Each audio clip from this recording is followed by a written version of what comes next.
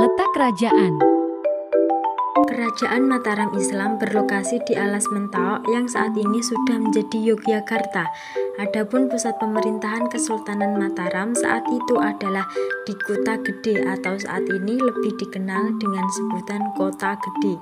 Lokasi tersebut diberikan sebagai bentuk jasa mereka dalam keikutsertaannya dalam pertempuran yang mengalahkan Adipati Jipang Panolan dan Arya Penangsang. Setelah diberikan, daerah itu pun dibersihkan oleh Ki Ageng Pemanahan. Tanah yang diberikan oleh Sultan Pajang untuk Ki Ageng Pemanahan tersebut merupakan sebuah hutan atau mentawai yang terletak di Kota Gede, Yogyakarta. Berawal dari wilayah inilah, Kesultanan atau Kerajaan Mataram Islam terus berkembang dan mencapai puncak kejayaannya.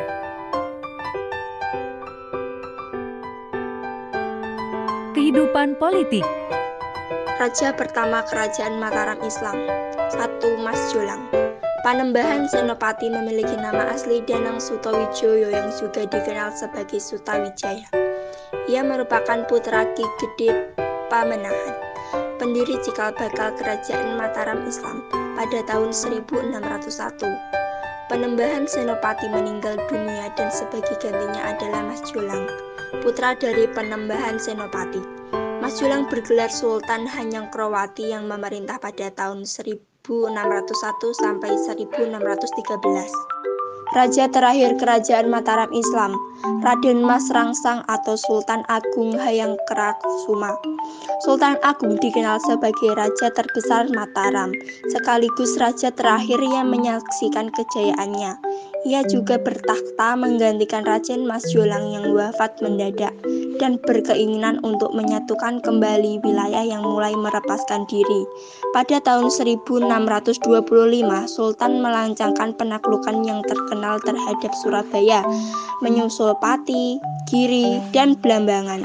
Hubungan politik Mataram dengan VOC di Batavia memburuk sejak 1924. Mataram menggempur Batavia pada tahun 1628 dan 1629 dan keduanya berujung kegagalan. Kehidupan ekonomi. Kehidupan ekonomi, letak geografisnya yang berada di pendalaman didukung tanah yang subur, menjadikan Kerajaan Mataram sebagai daerah pertanian agraris yang cukup berkembang. Bahkan, menjadi daerah pengekspor beras terbesar pada masa itu. Rakyat Mataram juga banyak melakukan aktivitas perdagangan laut. Hal ini dapat terlihat dari dikuasainya daerah-daerah pelabuhan di sepanjang pantai utara Jawa. Perpaduan dua unsur ekonomi yaitu agraris dan maritim mampu menjadikan Kerajaan Mataram kuat dalam percaturan politik di Nusantara.